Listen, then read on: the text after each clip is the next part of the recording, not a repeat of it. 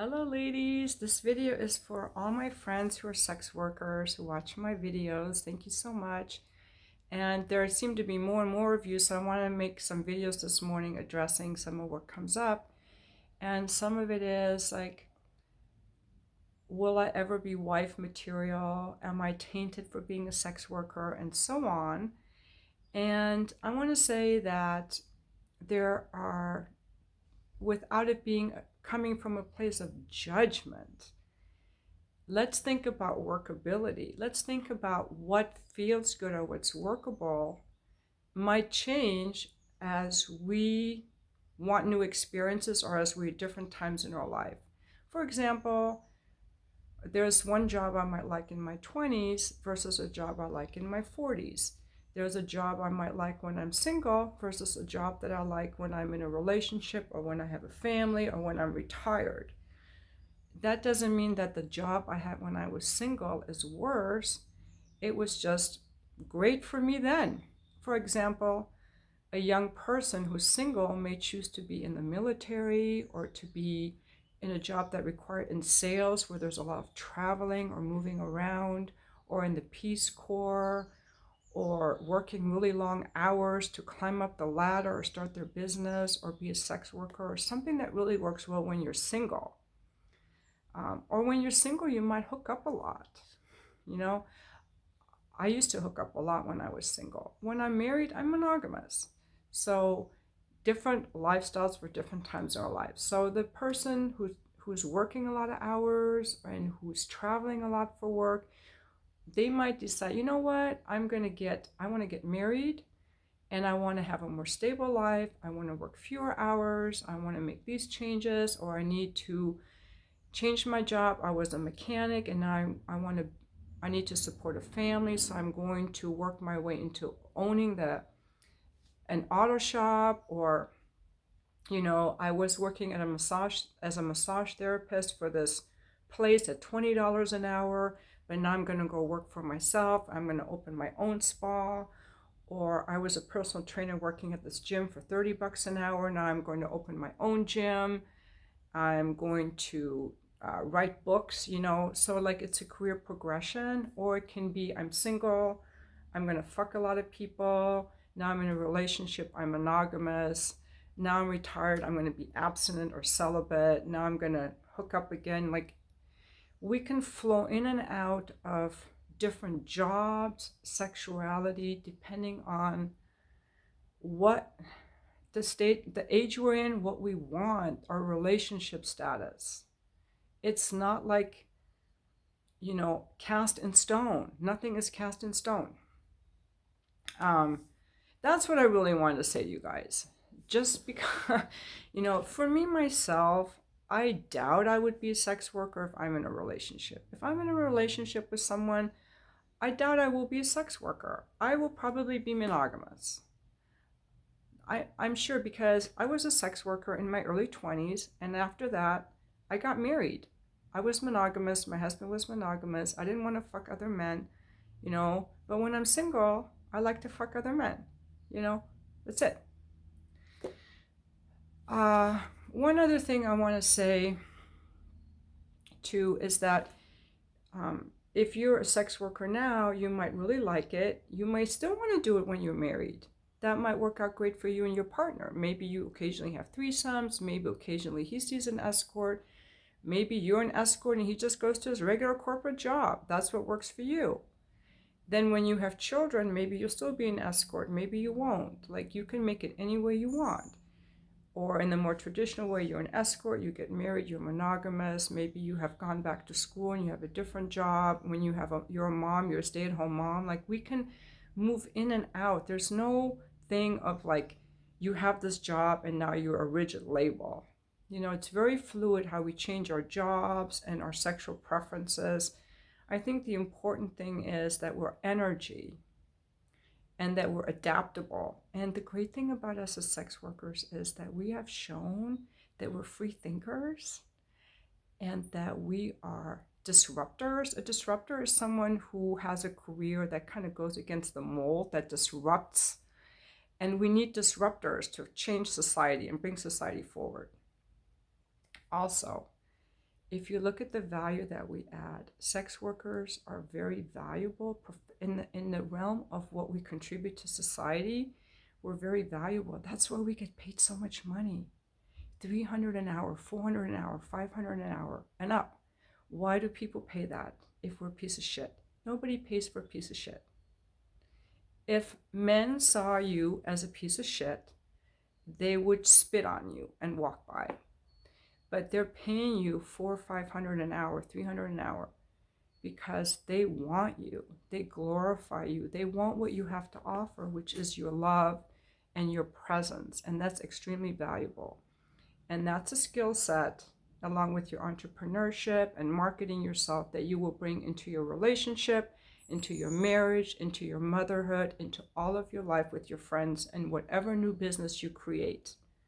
Because you've shown that you're an independent thinker. Also, being an escort requires really being self-sourced and being loving, and that will serve you very well in anything that you do. Now, I want to make another comment about the men who leave negative comments. Like, I had a comment today about a guy who's like, no woman wants to date an escort. No man will want you. Why would you think anyone wants you? Pretty much like that.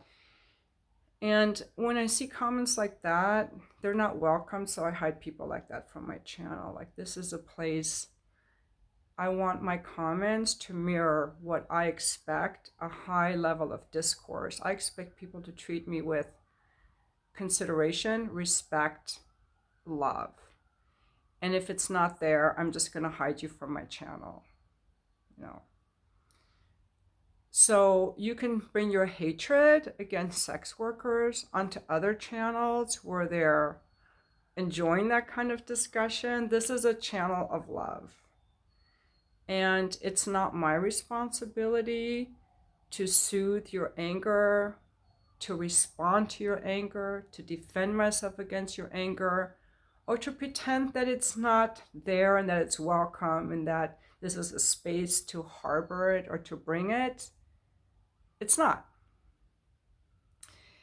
But now, why would people make those comments? People make those comments from their own pain. I know there are a lot of people who were wounded as children.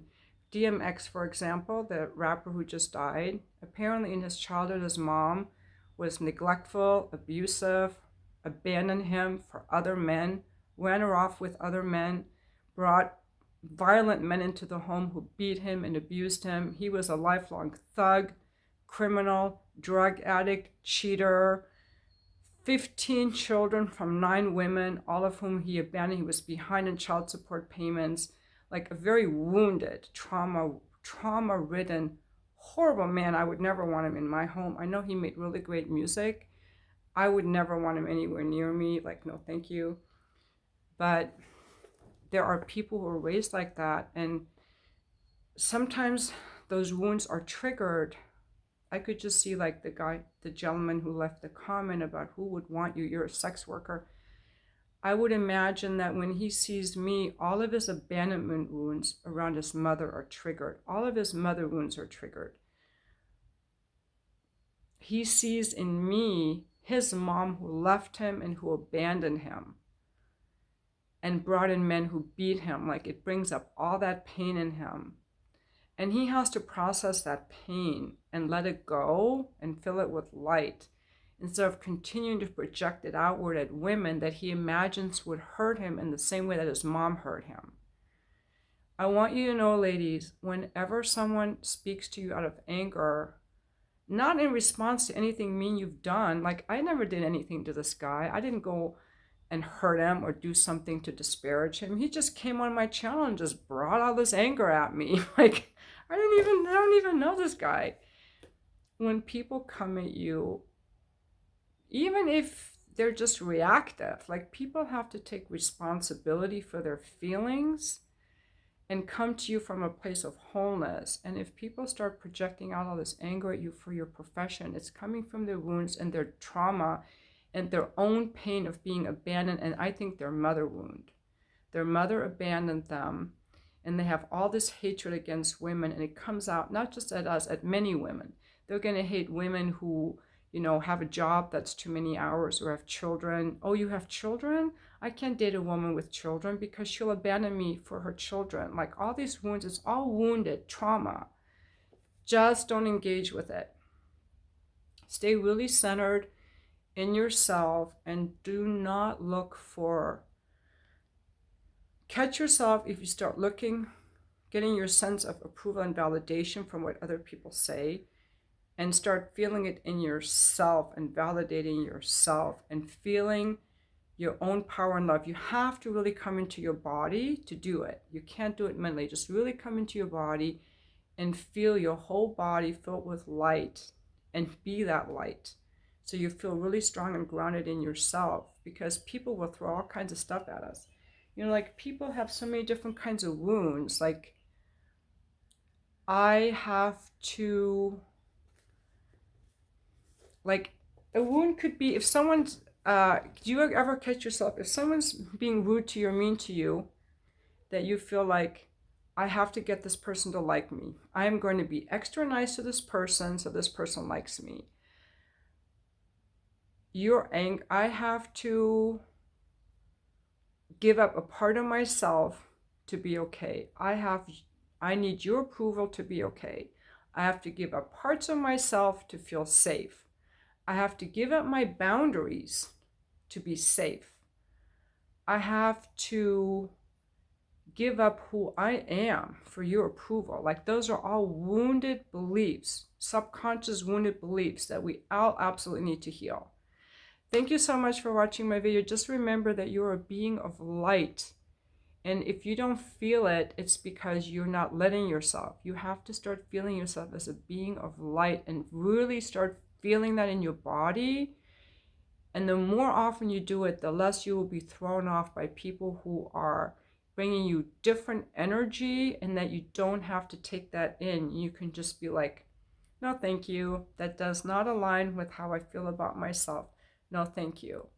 So it's all about being just grounded in our own heart and our own energy and focusing on that rather than what people think.